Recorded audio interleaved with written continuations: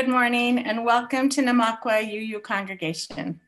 Our church theme for the month of January has been living with intention, and we have had such amazing services, some of them around this theme.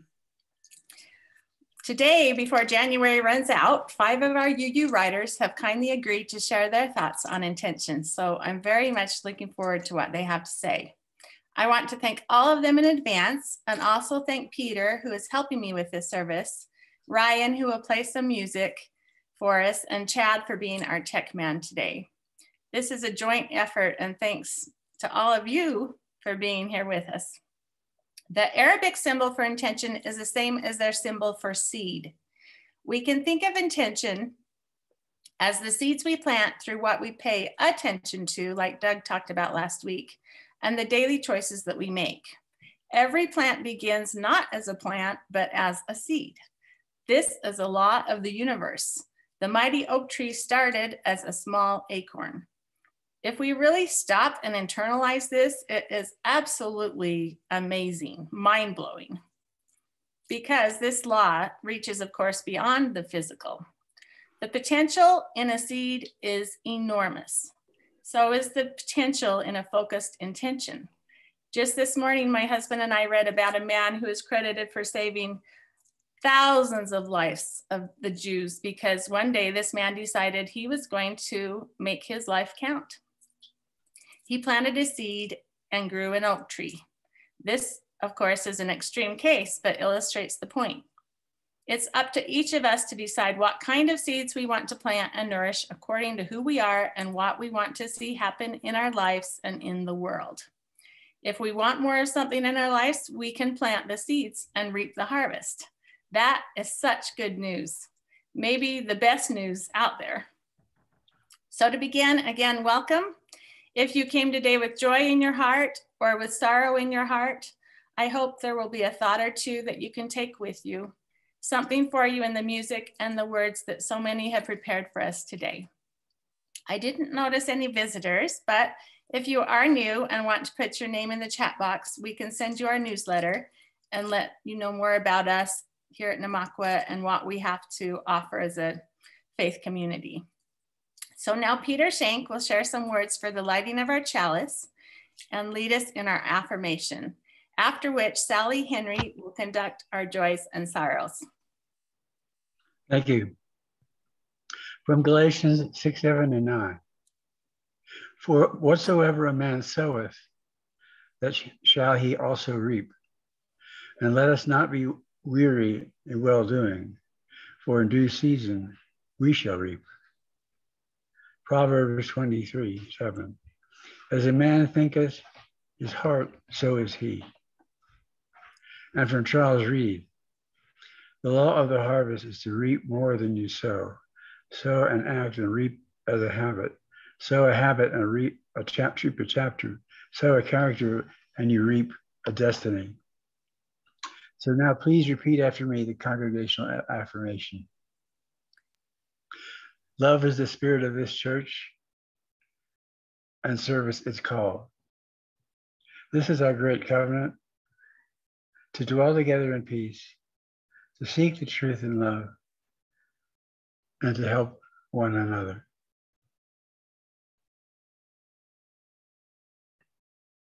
Namakwa is a spiritual community, not simply a church which one attends to learn how to live better with all that's around us.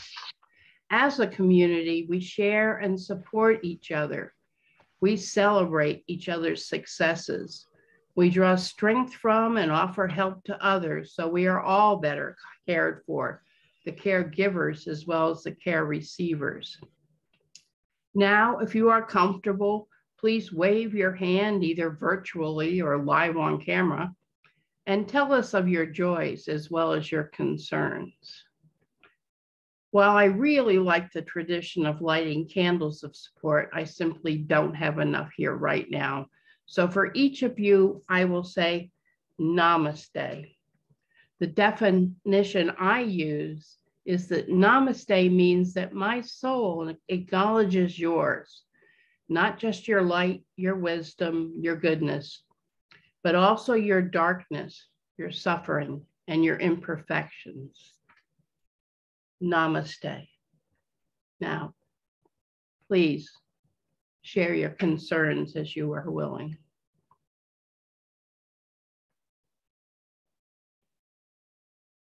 Janen, you have one? I do. My daughter is getting married this week. This is a first for me, so keep me in your prayers. And when I found out Laurel was going to be leaving us, I called my daughter and said, if you want her to officiate, you're going to have to get your boyfriend to propose. So I'm sure that's why it happened, but I'm excited. Janen, namaste to you and your daughter, her fiance, and your family.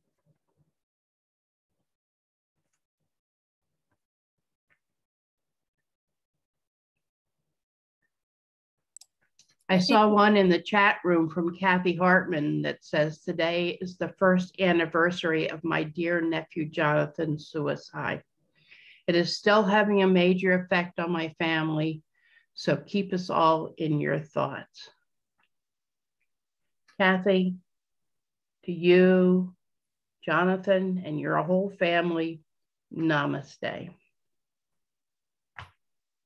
And Charlotte, I see your hand raised. Sorry, struggling with controls. Okay.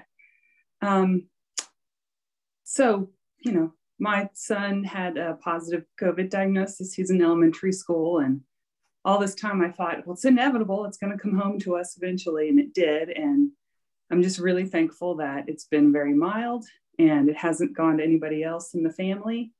So hoping that it stays that way and we all get back to normal next week and that it's been the best case scenario. Charlotte, we are so grateful it's not worth. Namaste to you and your family. There's Kent and Steve.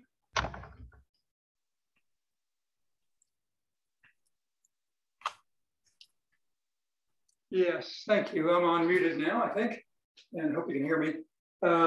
So a concern, my youngest sister and her family in the Tampa area of Florida are also suffering a little bit through COVID.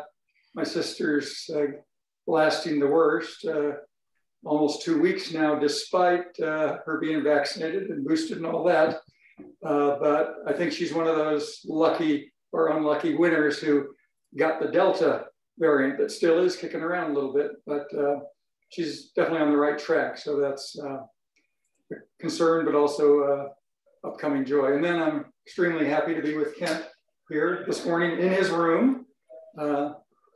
So that's a big joy. Anything to say, Kent? Well, thank you very much. I'm glad that we can be here at the community and share here in Colorado. And thank you very much for having it here. Kent, to you and your sister, namaste. Or, I'm sorry, Steve, to you and your sister, namaste. And Kent, we are delighted to have you here as well. Namaste to you. Curtis, you had your hand up.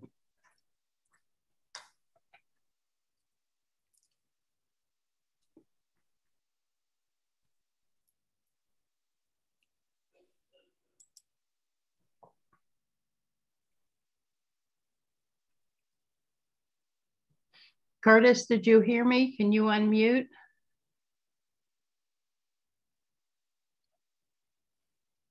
It might be this, Curtis. We were just visiting, and I probably accidentally pushed the raise hand button on my phone. Sorry. Quite all right. Welcome and namaste to you as well. Thank Susan you. Moody, I think you did have a hand up. Yes, I have. My son has gone through, he had COVID and he's fine now. He was vaccinated. And so he had a mild case, but just before that, he'd had a sarcoma removed from his back that was pretty big. And the healing is going pretty darn slow. And we're both a little bit worried about that. So if you keep him in your hearts and use our UU strength to help him heal better, I think that would be wonderful. Thank you.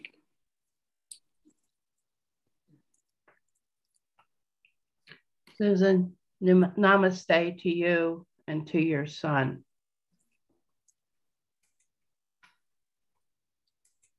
Anybody else?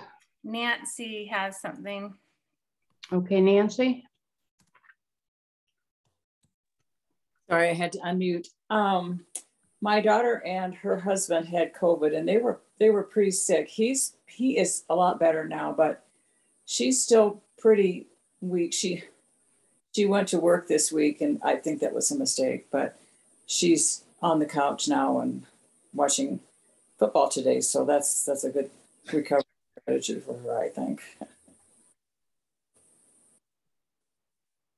Nancy, namaste to you both. My best. And Janet, you want to unmute, please? Yes. I took my daughter Michelle on Thursday to have another biopsy on her thyroid because the left node was non-cancerous, or the right node was non-cancerous, but they didn't know about the left one, or one or the other. Anyway, so they're sending it'll be a while before we get the results because they're sending the sample to a lab in Utah, which is supposedly the only lab in the States that does this particular test. So it'll be a while before we get the results back, but I would like all your juju that it comes back negative and that she's okay. It doesn't need any surgery. Janet, you have all of our juju. Namaste to you and your daughter. Thank you. Mim?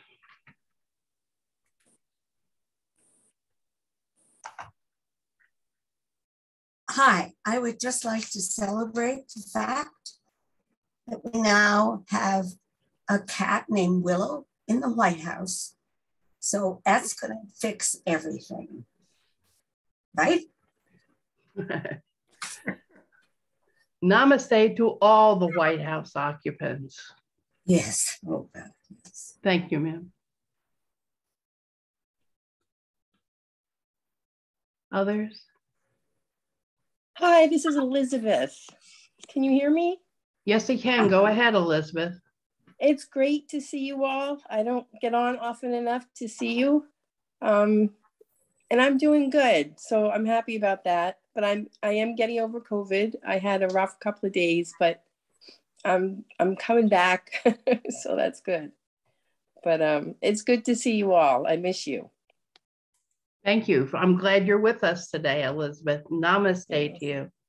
So much COVID, so much COVID. Anybody else? Anybody see anybody else? Well, I do have one of my own. My 45-year-old daughter-in-law, Amy, who's the mother of Sophia and Sawyer, who attend when we have live services there in Lyons, was diagnosed around in Thanksgiving with breast cancer. A couple of weeks ago, she had a bilateral mastectomy. It's been a rough couple of weeks. She is doing well. And the good news is they caught it very, very early. In fact, it was picked up on an absolutely routine mammogram. She had no inkling that it would come back positive.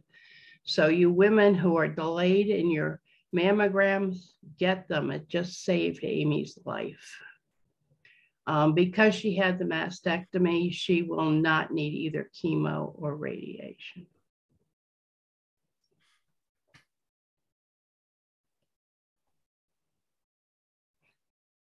Thank you all. All right, anybody else? Okay, all right, then I'm going to turn the mic back to Jen.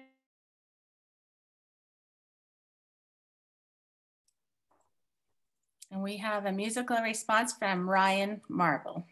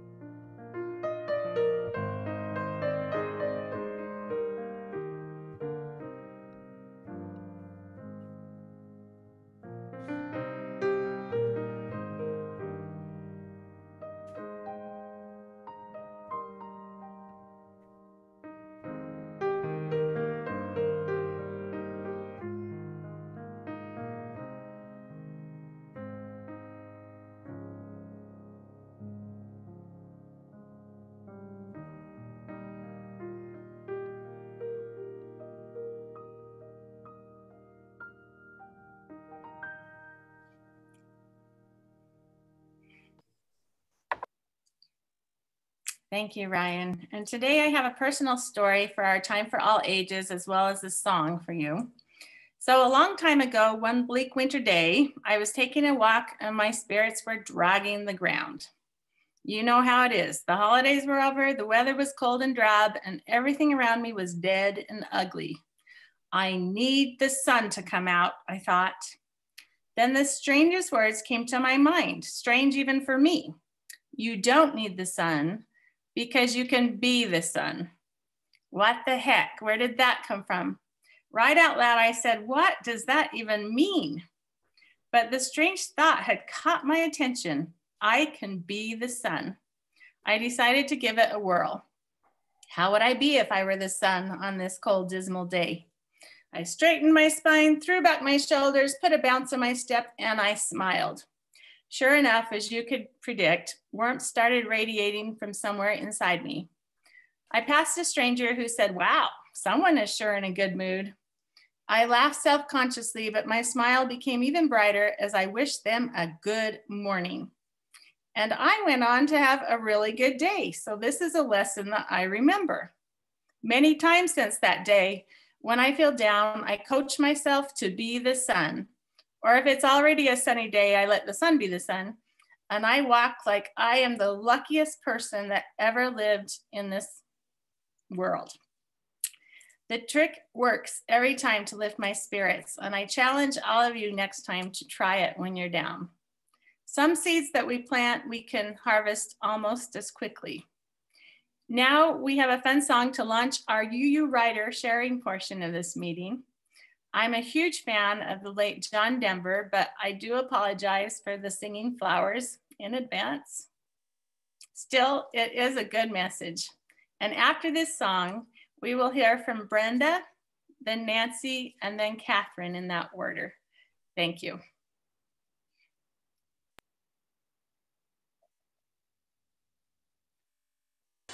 Ladies and gentlemen, with us tonight is one of the good guys of contemporary music, Mr. John Denver.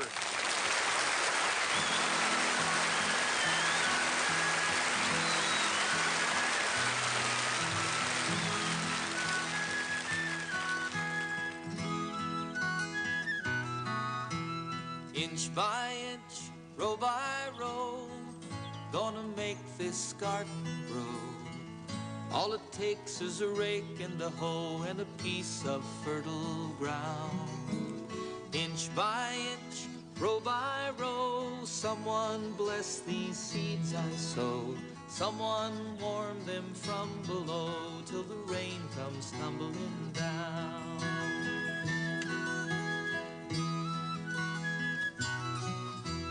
Pulling weeds and picking stones, man is made of dreams and bones.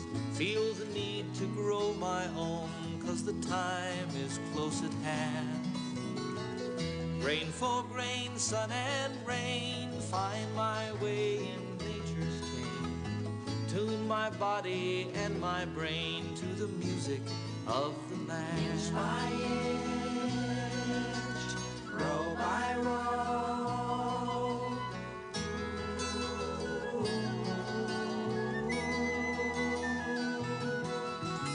Plant your rows straight and long, temper them with prayer and song. Mother Earth will make you strong if you give her love and care. Old Bro watching hungrily from his perch in yonder tree. In my garden I'm as free as that feathered thief up inch by inch, row by row. Inch by inch, row by row, gonna make this garden grow. All it takes is a rake and a hoe and a piece of fertile ground. Inch by inch, row by row, someone bless these seeds I sow.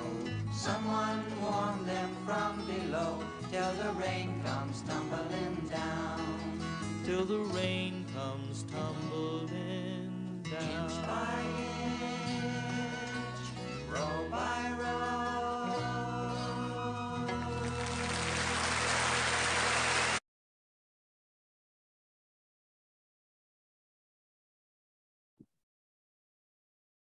You know it's going to be a good day when John Denver is singing along with flowers this early on a Sunday.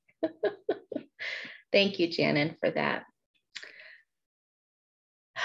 So we're sharing our reflections today that we shared at Writers Group a couple of weeks ago now, I think, about intention. 7 years ago, I started crafting my life's intention in the Building Your Own Theology class at Namakwa. After much revision, my credo states, I radiate love by being grounded in my humanity and exuberant in my divinity. I could meditate on this and feel clear warmth and light radiating out from my diaphragm and heart. I could feel the warmth of this love and visualize it surrounding everyone in my life, lifting them up. Now that I've been sick for almost 2 years, I realized that my theology, my intention was to give everything good in myself away, and I did. And I thought I could have God's energy move through me to help others, and I did. What I didn't consider was keeping any for myself. I had a daily meditation practice for years, many days stopping to meditate multiple times each day, focusing on my family, friends, students, and strangers. Since I've been sick, meditation has been difficult, in part because of the damage COVID did to my brain, but also more because I realized I'd been using meditation to will the people in my life into healing and better moods and calmer spirits. I see now that I was still living like a scared child who needed everyone else to be okay so she could be okay. The credo I wrote a few years ago still feels true, but I realize now that I skipped a step. I can only radiate love by first feeling love and compassion for myself. This feels a little bit like duh, but as I continue to work to heal childhood abuse and trauma, I realize there are parts, young parts of myself that don't know that I need to have compassion for myself and that I deserve it. My intention, my hope, and my prayer is that during this time of convalescence, I can begin to accept and love myself, and my whole being will believe I am worthy. My intention is to use this worthiness and love to bless the world, no strings attached. May it be so.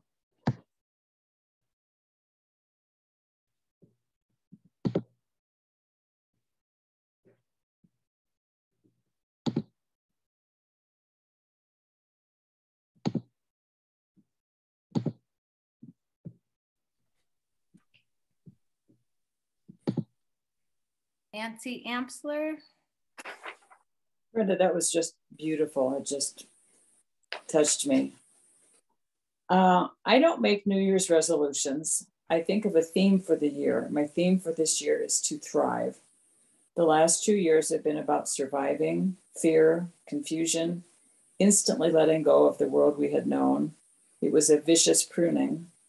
One of the ways I intend to thrive is by creating watercolors, drawing, learning a song on the guitar, knitting, writing, memories, friendships, excuse me. But as I think about it, I think of the broader creation, nurturing the seeds from the most difficult time to create my new reality, my beautiful garden. I've lost my place, sorry. Figuring out who I want to be after this pandemic and how I can do that intentionally. How would I like my life to look once we are through this? And what seeds can I sow now to create that? This has really been a mandate to step back and then an opportunity to step forward and to reflect on who I was during the last 2 years and who I was before the last 2 years and who I was before I came to Colorado.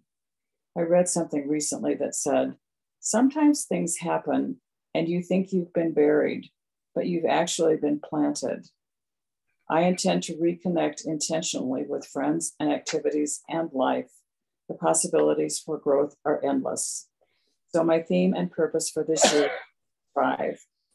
And to quote Bette Midler, Just remember, in the winter, far beneath the bitter snows, lies the seed that with the sun's love in the spring becomes the rose.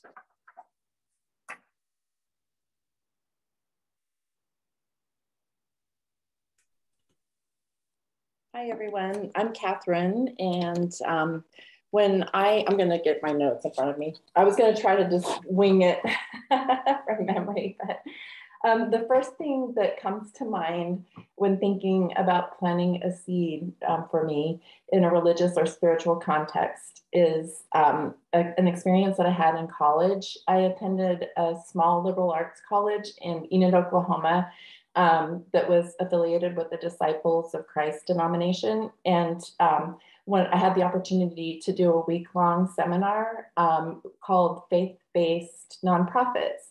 And we spent nights in churches, and the professor, who was a seminary professor, led us in communion every night. And he simplified that ritual to 3 words, pretty much. Take, let's see, wait, sorry. Sorry. Yeah, take, eat, and go. And basically that was to represent accepting Jesus's Christ's love, internalizing it, using its nourishment for us to go out into the world and do good. So those 3 words stuck with me through the years, and it's been 37 of them now, not to date me, but it's been 37 years.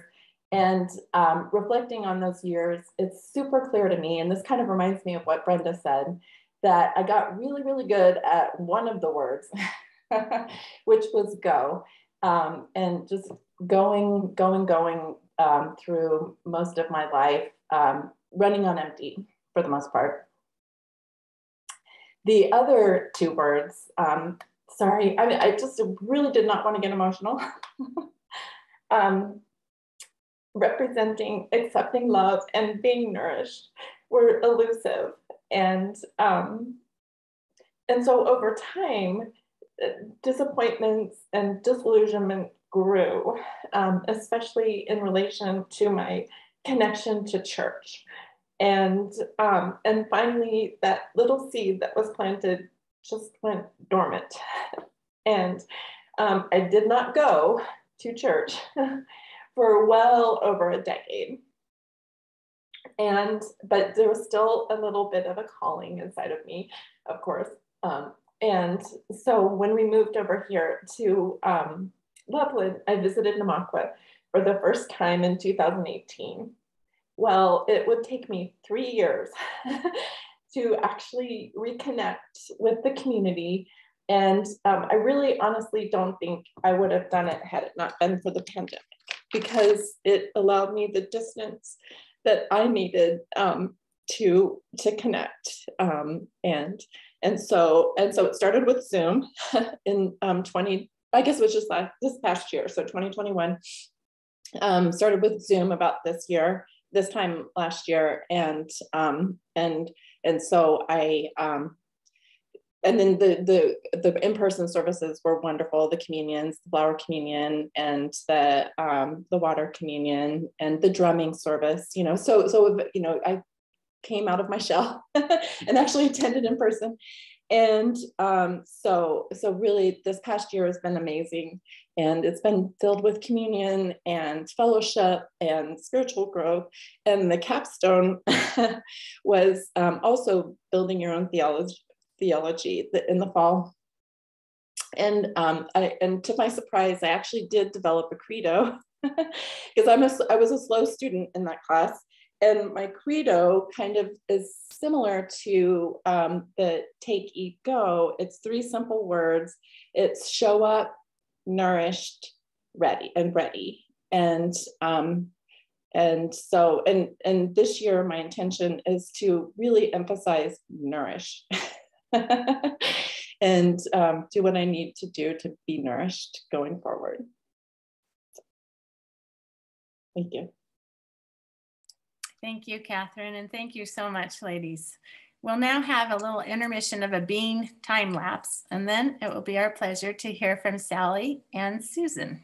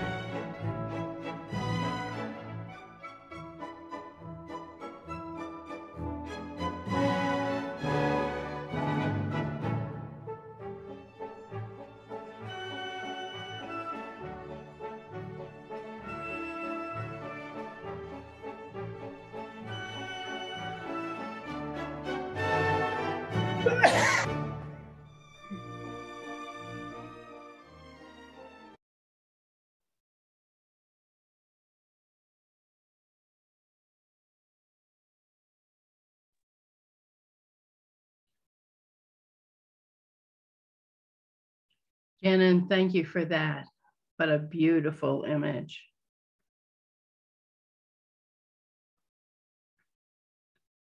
It's the new year. Should I again write resolutions I know I have no intention of keeping? Oh, there's that word again, intention. I've been seeing it pop up a lot in various readings and situations.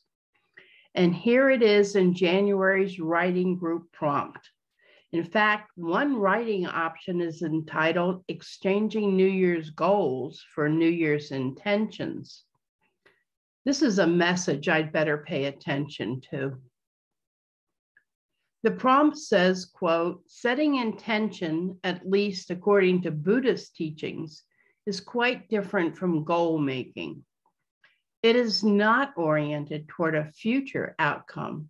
Instead, it is a path or practice that is focused on how you are being in the present moment, unquote. That's something. I keep saying I want to live more in the moment since I tend to live either in the future, think planning, or in the past, think reflecting. This dichotomy leaves out what is happening right now, good or bad. I miss the important stuff of life since I'm always in another time zone. So how can I become more intentional? The Soul Matters curriculum has another prompt that catches my eye, or rather my mind. Quote, what objectives do I hope people use to describe me at my funeral? Well, I can think of a few, but they don't even touch on this business of living in the present. I don't think people will describe me as someone who lives with intention. They may think I'm a good planner and that I can do good post-action evaluations so the next iteration is somehow better. But for true intentionality, I need to be someone who is truly being in and enjoying the present moment, not thinking about my response for the next one. I say, and I believe I am, interested in others, in their ideas and their experiences. But my typical response is to focus their comments right back on myself. Even as they speak, my mind is forming my own response to them. That's not being interested in others. So what do I need to do this year to simply live more intentionally so that I am truly more interested in others as well? A simple one, I can listen better. I can only listen, not prepare my response, even as the issue is still being presented. It is impossible not to be current if one totally focuses on what the other is saying. I can also step back and ask others open questions on what is to be done, rather than present my own, no doubt brilliant solutions. I can approach others rather than waiting for others to approach me and then feeling resentful when they don't. And I can find ways to expand my horizons even as I avoid COVID. I intend to be intentionally intentional. That's all. To live in the present requires one to live intentionally. It is a way of being all the time, rather than a focus on a New Year's goal to accomplish and cross off my list. Namaste.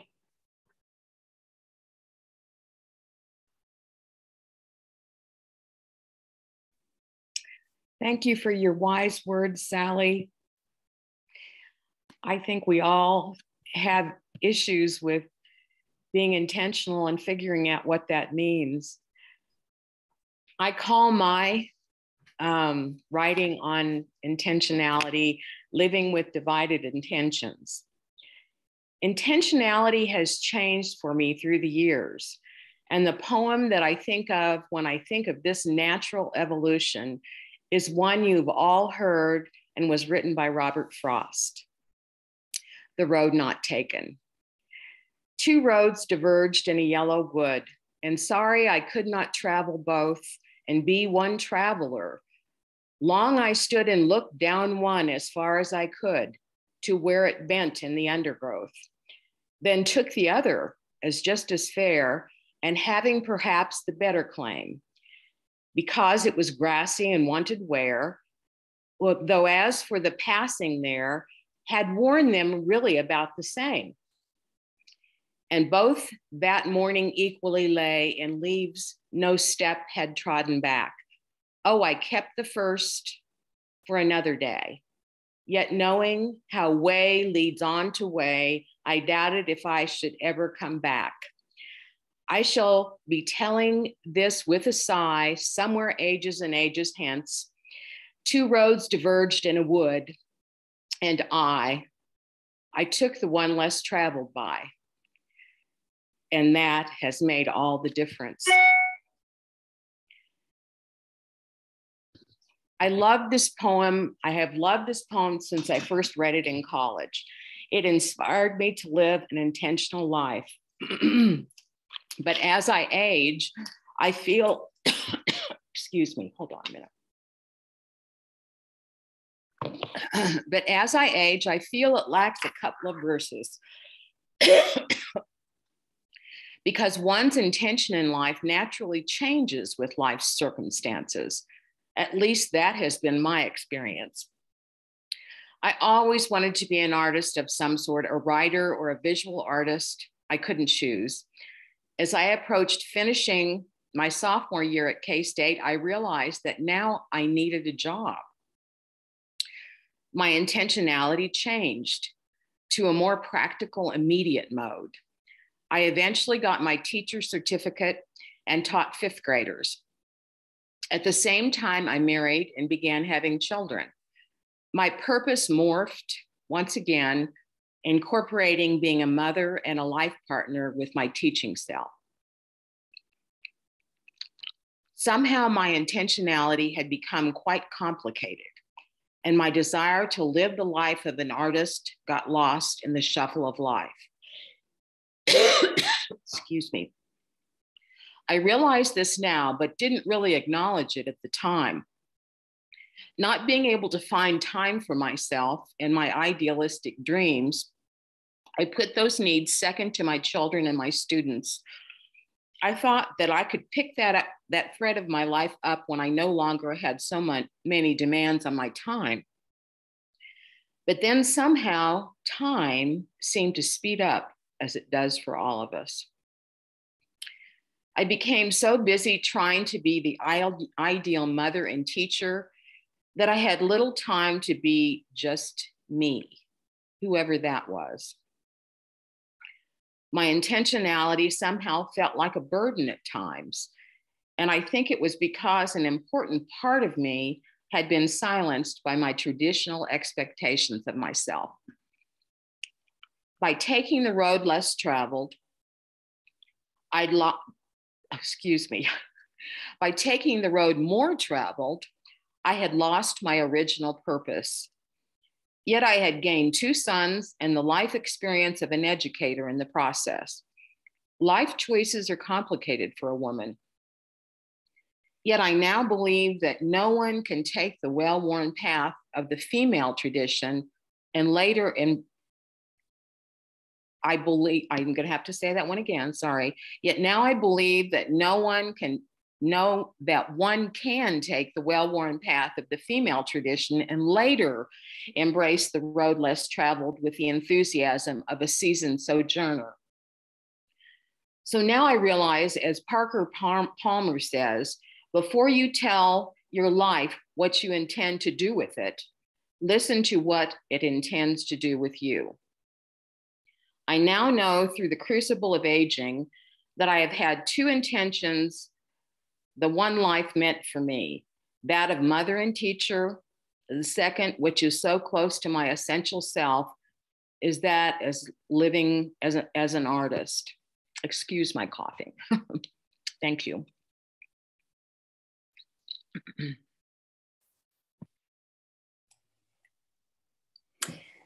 Thank you, UU Writers. I'm so glad that the congregation got to all hear from you. I love all of your takes on intention, and also I just love the way you all are in the world. You always inspire me. So I feel like we've been richly fed, and I've just got a couple last thoughts to share. When it comes to the importance of living with intention, one simple thought that blows my and my husband's mind is this: things are important if you say they are important. That is serious power. As humans, we are meaning makers on both an individual and a collective level. Indeed, we are creators, really gods unto ourselves, if I can go that far, because we do determine what matters in our own life. Things are important if you say they're important. I have found that in order to live intentionally, it's crucial to understand what kind of game you are playing in the first place, because we are not all playing the same game, and different games have different rules. So what is important to you? As a young adult, one of my greatest breakthrough moments came about in my struggle to please my mother-in-law. I was a people pleaser to a fault, so this endeavor came very naturally to me. But no matter what I did, this lady refused to like me. Well, the day came, not soon enough, but eventually, that I realized my mother-in-law and I were playing the game of life on a whole different game board. Her focus and objective, the way she thought you won in life, was totally different from my own. Even if I won the game that I was playing, she would not be impressed because that wasn't the game she was playing. When I finally realized this, I had to make peace with her never liking me and turn my energy to places where I could make a difference. Each of us has to define for ourselves what we are about, what success means to us. Because again, to a large degree, you are a success if you say you're a success. You are the one that decides. I would say that I have lived a successful life so far, mostly through being married and raising a family and centering my life on good relationships. Someone else might say success to them lies in what they have achieved through devoting themselves to a career. Nuns and monks might say their success is found through sacrifice, through forfeiting worldly pleasures to give their life to God. Maybe for someone else, success is overcoming an addiction and taking back their lives to make it what they want, and the list goes on. So each of us defines for ourselves what warrants our focus and effort. It helps if we know ourselves enough to base our definition of success on the essence of who we are. That is what it means to me to live intentionally. The first step to living our best life is knowing ourselves enough to know what it is we truly want and value, what game we are playing in the first place. 1 second. So ask yourself, for you, is life mainly a competition? Is life an adventure? Is life a test to be passed? A lesson to be learned? A puzzle? A burden to carry as gracefully as possible? A gift? What main game are you all about? What are the rules, and how do you know when you are winning or at least on the right track? I was definitely handed life as a test in my former faith, but now with 2 sister-in-laws dying of cancer who are both younger than me, I definitely see every day as a gift. How you see life changes how you live life. To close, I've shared this before, but when it comes to the power of intention, I keep this story uppermost in my mind. It is a true story of a Buddhist monk who worked among the poor and destitute in Calcutta. Although all the monks in his order went out each day to help the needy, this particular monk was known for just spreading peace and joy and happiness wherever he went. When a reporter from England asked him what his secret was in being able to spread such joy day in and day out in such miserable conditions, his answer was very simple. He said, "I go into my garden first thing in the morning and I never leave it." That is the power of intention. This man is an emotionally intelligent, Olympic athlete. Be the sun. Plant the seeds, small and large, that you want to see grow. May it be so. And now Peter will announce our offertory.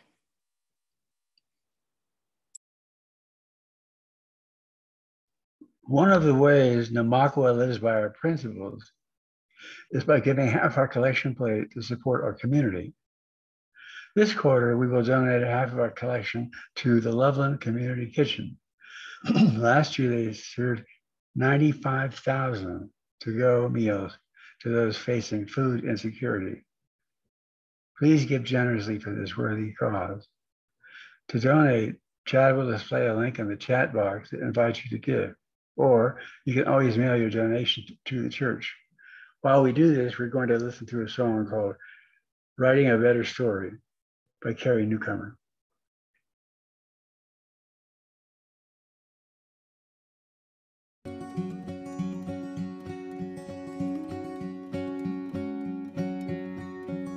I'm writing a new ending with a better storyline. Turn the page and leave the blanks with a plot that's less defined. And though I won't get back a day's stolen time, I could go to bed at night with a better storyline.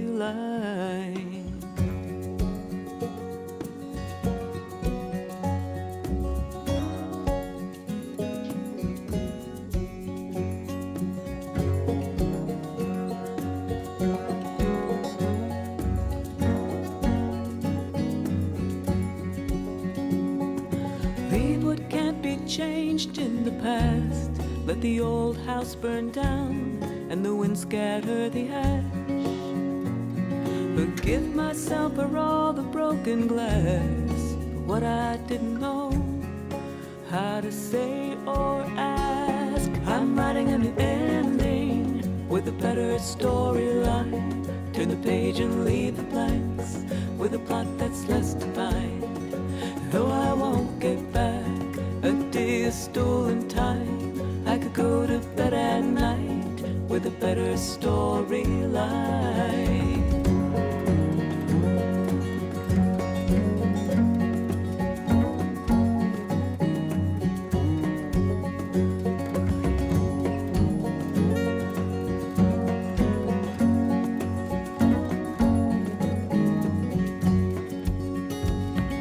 Here's a scene when I lost my map, when the breadcrumbs blew away and there was no way back. Just the compass of my heart to find the path, seen only in the dark, flashed a lightning flash. I'm writing an ending with a better storyline. Turn the page and leave the blanks with a plot that's less defined. Though I won't get back a day of stolen time, I could go to bed at night with a better storyline. There are stories shaped like stones, the ones our hearts have always known, the ones we finally call our own. Down where the spirit meets the bone, I'm ending where another story starts. At the edges I can grow, even when they're razor sharp. I'm grateful for the words that I bookmarked before I really knew I'd need them for this part. I'm writing a new ending with a better storyline. Turn the page and leave the blanks with a plot that's less defined. Though I won't get back a day's stolen time, I could go to bed at night with a better storyline.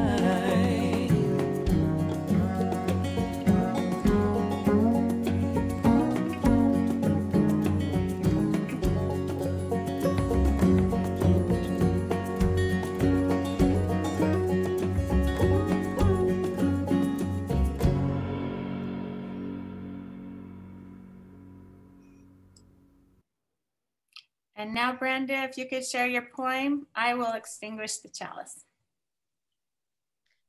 Today, I want to greet joy without a trace of suspicion. I want to open my eyes to the light without a blink of dread. I want to look at my past without a whisper of shame. I want to look at my future without a hint of fear. Today, I want to dance without pausing to think. I want to belly laugh without caring who hears. I want to open my arms and twirl in the sun until I fall breathless, free to be myself, full of the joy that I can open to allow, completely letting go, without even a smudge of suspicion or a wink of hesitation. That is my intention. That's what I want. By Amy Lloyd. Thank you, Brenda, and thank you all for coming to church today. Now, Peter will cover our announcements, then Chad will invite us into rooms for our virtual half-quarter coffee hour. Have a wonderful, beautiful Sabbath. Next Sunday's worship service is titled Widening the Circle. Associates Doug Stewart and Susan Moody reflect on Edwin Markham's poem. He drew a circle that shut me out. Heretic, rebel, a thing to flout. But love and I had the wit to win. We drew a circle and took him in. And other ways we can widen our circle. Also, we have several adult enrichment opportunities you can sign up for. Laurel will be leading the Building Your Own Theology 2, starting on February 13th. You don't have to have taken the first course. We have an ongoing meditation group that meets twice a month, led by Janen Wright and Susan Moody, and you're invited to join. There's a monthly parent and guardian support group, which Janen leads. Social Sisterhood meets every other week. A UU Writers group meets once a month to appreciatively share our Western musings, written music. God. And a book group is forming to discuss Ibram Kendi's book, How to Be Anti-Racist. And Doug is once again offering his workshop on life transitions. You can sign up for these and any other adult enrichment offerings by clicking on the links from the weekly email blast.